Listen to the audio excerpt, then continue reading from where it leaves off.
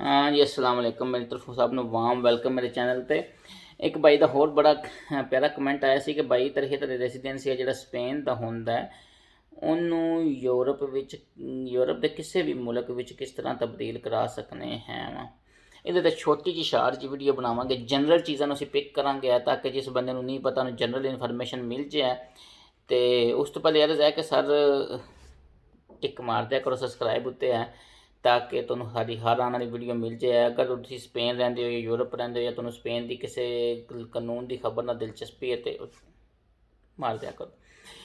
और सर इस तरह होंदा है कि कोई भी बंदा जो जो भी स्पेन आता है इत्थे इलीगल रहिंदा है उस तो बाद जो पेपर लैंदा है ना तो वो सर साल का कार्ड मिलता है। ठीक है जी है। अगे उस तो बाद साल का रिन्यू कराएगा तो अगे 2 साल का लभदा सी, हुण 4 साल का लभ जाता। ठीक है जी है। ਉਹ ਜਿਉਂ ਹੀ 5 ਸਾਲ ਕੰਪਲੀਟ ਕਰੇਗਾ ਨਾ ਸਪੇਨ ਵਿੱਚ ਹੈ ਤੇ ਉਸ ਤੋਂ ਬਾਅਦ ਉਸ ਨੂੰ 5 ਸਾਲ ਦਾ ਕਾਰਡ ਮਿਲੇਗਾ ਪਰਮਾਨੈਂਟ, ਜਿਹਨੂੰ ਕਹਿੰਦੇ ਨੇ, ਜਿਹਨੂੰ ਲਾਰਗਾ ਦੁਰਾਸਿਓਨ ਕਹਿੰਦੇ ਨੇ। ਠੀਕ ਹੈ ਜੀ, ਤਰਖੇਤਾ ਦੇ ਲਾਰਗਾ ਦੁਰਾਸਿਓਨ ਹੋ ਗਿਆ। ਉਸ ਤੋਂ ਬਾਅਦ ਇਹ ਨਹੀਂ ਹੁੰਦਾ ਕਿ ਤੁਸੀਂ ਤਰਖੇਤਾ ਦੇ ਲਾਰਗਾ ਦੁਰਾਸਿਓਨ ਤੁਹਾਨੂੰ PR ਮਿਲ ਗਿਆ ਤੇ ਤੁਸੀਂ ਜਨਾਬ ਜਾ ਕੇ ਕਿਸੇ ਵੀ ਯੂਰਪ ਦੇ ਮੁਲਕ 'ਚ ਕੰਮ ਕਰ ਸਕਦੇ ਹੋ। ਇਸ ਤਰ੍ਹਾਂ ਨਹੀਂ ਹੁੰਦਾ, ਉਹ ਸਿਰਫ ਨੈਸ਼ਨੈਲਿਟੀ ਨਾਲ ਹੁੰਦਾ। ਇਹਦੇ 'ਚ ਤੁਹਾਨੂੰ ਕਰਨਾ ਇਹ ਪਵੇਗਾ ਕਿ ਤੁਸੀਂ ਜਿਹਨੂੰ ਤਰਖੇਤਾ ਦੇ ਲਾਰਗਾ ਦੁਰਾਸਿਓਨ ਮਿਲੇਗਾ, ਬਾਅਦ ਲੋਕ ਨਾ ਇਹਦੇ 'ਚ 2 ਕੰਮ ਕਰਦੇ ਨੇ। ਜਿਉਂ ਹੀ ਪਰਮਾਨੈਂਟ ਅਪਲਾਈ ਕਰਦੇ ਨੇ ਤੇ ਉਹਦੇ 'ਚ ਨਾ ਇੱਕ UE ਵਾਲਾ ਕਾਰਡ ਹੁੰਦਾ, ਤਰਖੇਤਾ ਦੇ ਲਾਰਗਾ ਦੁਰਾਸਿਓਨ, ਇੱਕ ਤਰਖੇਤਾ ਦੇ ਲਾਰਗਾ ਦੁਰਾਸਿਓਨ UE, यूनियन एवरोपा ਜਿਹਨੂੰ ਕਹਿੰਦੇ ਨੇ। ਯੂ ਨਾਲ यूनियन ਤੇ E ਨਾਲ ਐਵਰੋਪਾ ਨਾ, ਤੇ ਉਹ UE ਵਾਲਾ ਕਾਰਡ ਹੁੰਦਾ। ਬਾਅਦ ਲੋਕ ਤੇ ਤਰਖੇਤਾ ਦੇ 5 ਸਾਲਾ ਜਿਹੜਾ ਪਰਮਾਨੈਂਟ ਨੂੰ ਅਪਲਾਈ ਕਰਨ ਦੀ ਬਜਾਏ ਸਿੱਧਾ UE ਵਾਲਾ ਅਪਲਾਈ ਕਰ ਲੈਂਦੇ ਨੇ। ਲੇਕਿਨ ਬਾਅਦ ਲੋਕ ਪਹਿਲੇ ਪਰਮਾਨੈਂਟ ਅਪਲਾਈ ਕਰਦੇ ਨੇ, ਲੱਭ ਜੇ ਤੇ ਫਿਰ UE ਵਾਲਾ ਕਰਦੇ ਨੇ। ਬਿਹਤਰੀਨ ਤਰੀਕਾ ਇਹ ਹੀ, ਇਹਦੇ 'ਚ ਸਿਕਿਉਰਿਟੀ ਹੈ, ਉਹਦੇ 'ਚ ਬੰਦਾ ਮਹਿਫੂਜ਼ ਰਹਿੰਦਾ।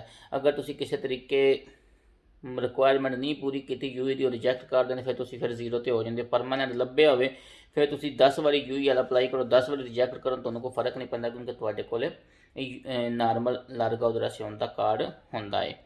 ਹੁਣ ਜਿਸ ਦਿਨ ਤੁਹਾਨੂੰ UE ਵਾਲਾ ਕਾਰਡ ਮਿਲ ਜੇ, ਉਹਦੇ 'ਤੇ UE ਲਿਖਿਆ ਹੋਵੇਗਾ, ਉਹ ਮਿਲ ਜੇ, ਫਿਰ ਉਹਦੇ ਤੋਂ ਸਾਰੇ ਤੁਸੀਂ ਯੂਰਪ ਦੇ ਕਿਸੇ ਮੁਲਕ ਵੀ ਜਾ ਕੇ ਉਸ ਨੂੰ ਚੇਂਜ ਕਰਾ ਸਕਦੇ ਹੋ। ਹੁਣ ਲੇਕਿਨ ਇੱਥੇ ਇੱਕ ਗੱਲ ਚੀਜ਼ ਨੋਟ ਕਰਨ ਵਾਲੀ ਹੈ ਕਿ ਕਦੇ ਵੀ ਕਿਸੇ ਵੀ ਯੂਰਪੀ ਯੂਨੀਅਨ ਦੇ ਮੁਲਕ 'ਚ ਤੁਸੀਂ ਜਾਓਗੇ ਤਾਂ ਆਟੋਮੈਟਿਕਲੀ ਕਾਰਡ ਚੇਂਜ ਨਹੀਂ ਹੁੰਦਾ ਹੈ। ਹਰ ਮੁਲਕ ਦੀਆਂ ਆਪਣੀਆਂ ਰਿਕੁਆਇਰਮੈਂਟਾਂ ਨੇ। ਠੀਕ ਹੈ ਜੀ, ਹਰ ਮੁਲਕ ਦਾ ਡਿਫਰੈਂਟ ਪ੍ਰੋਸੀਜਰ ਹੈ। ਠੀਕ ਹੈ। ਜਿਸ ਤਰ੍ਹਾਂ ਮਿਸਾਲ ਤੌਰ 'ਤੇ ਮੈਂ ਸਪੇਨ ਦਾ ਦੱਸ ਦਿੰਦਾ ਕਿ ਕੋਈ ਵੀ ਬੰਦਾ ਅਗਰ ਇਟਲੀ ਤੋਂ ਆਉਂਦਾ, ਫਰਾਂਸ ਤੋਂ ਆਉਂਦਾ, ਯੂਨਾਨ ਤੋਂ ਆਉਂਦਾ, ਪੁਰਤਗਾਲ ਤੋਂ ਆਉਂਦਾ, ਔਰ ਉਹਦੇ ਕੋਲ ਅਗਰ ਉਸ ਮੁਲਕ ਦਾ UE ਵਾਲਾ ਕਾਰਡ ਹੈ ਔਰ ਉਸ ਨੂੰ ਸਪੇਨ 'ਚ ਚੇਂਜ ਕਰਾਉਂਦਾ, ਮੇਰਾ ਇੱਕ ਦੋਸਤ ਸੀ, ਉਸਨੇ ਵੀ ਇਟਲੀ ਦਾ ਕਰਾਇਆ ਸੀ ਹੈ। ਤੇ ਇੱਥੇ ਵੀ ਜਿਹੜਾ ਸਭ ਤੋਂ ਉਹ ਰਾਈਗੋ ਵਾਲਾ ਹਿਸਾਬ ਬਣ ਜਾਂਦਾ ਕੰਤਰਾਤੋ ਦਾ ਨਾ, ਕਿ ਕੰਤਰਾਤੋ ਸਾਫ਼ ਲੱਭ ਕੇ ਲਿਆਓ ਸਰ, ਉਹਦਾ ਵੀ ਬਹੁਤ ਹੀ ਖੱਪ ਹੈ ਉਸਦੀ ਵੀ ਨਾ।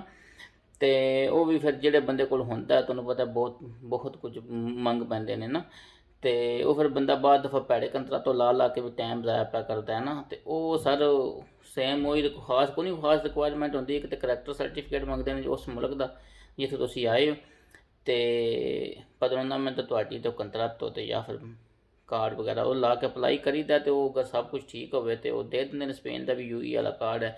ਇਸੇ ਤਰ੍ਹਾਂ ਹੁਣ ਹਰ ਮੁਲਕ ਦੀ ਆਪਣੀ ਰਿਕੁਆਇਰਮੈਂਟ ਹੈ। ਹੁਣ ਅਸੀਂ ਹਰ ਚੀਜ਼ ਨੂੰ ਕਵਰ ਨਹੀਂ ਕਰ ਸਕਦੇ ਹੈ, ਲੇਕਿਨ ਇਹ ਦੱਸ ਸਕਦੇ ਹਾਂ ਕਿ ਕਿਹੜਾ ਕਾਰਡ ਜਿਹੜਾ ਕਿਸ ਤਰ੍ਹਾਂ ਚੇਂਜ ਹੁੰਦਾ। ਨਾਰਮਲ ਕਦੇ ਨਹੀਂ ਚੇਂਜ ਹੁੰਦਾ, ਹਮੇਸ਼ਾ UE ਵਾਲਾ ਕਾਰਡ ਚੇਂਜ ਹੋਵੇਗਾ। ਹੁਣ ਤੁਸੀਂ ਦੇਖੋ ਨਾ, ਇਸ ਤੋਂ ਪਹਿਲੇ ਮੈਂ ਵੀਡੀਓ ਖਤਮ ਕਰਾਂ, ਬੜੀ ਅਜੀਬ ਜੀ ਗੱਲ ਹੈ ਨਾ। ਇਹਨਾਂ ਦੇ ਕਾਨੂੰਨ ਜਿਹੜੇ ਬੈਠੇ ਨੇ ਉਹਨਾਂ 'ਤੇ ਵੀ ਨਾ, ਜਿਨ੍ਹਾਂ ਨੇ ਕਾਨੂੰਨ ਬਣਾਏ ਨੇ ਉਹਨਾਂ ਨੂੰ ਸਲਿਊਟ ਕਰਨਾ ਚਾਹੀਦਾ ਕਿ ਇਹੋ ਜਿਹੇ ਅਜੀਬ ਇਹਨਾਂ ਕਾਨੂੰਨ ਬਣਾਏ ਨੇ ਕਿ ਇੱਕ ਬੰਦਾ ਹੈ, ਉਹ ਮਿਸਾਲ ਤੌਰ 'ਤੇ ਉਹਦੇ ਕੋਲ ਸਪੇਨ 'ਚ ਕੰਮ ਨਹੀਂ ਹੈ, ਕੰਮ ਹੋਵੇਗਾ ਤਾਂ ਫਰਾਂਸ ਨਹੀਂ ਜਾ ਕੇ ਕੰਮ ਕਰਨਾ ਚਾਹੇਗਾ ਨਾ।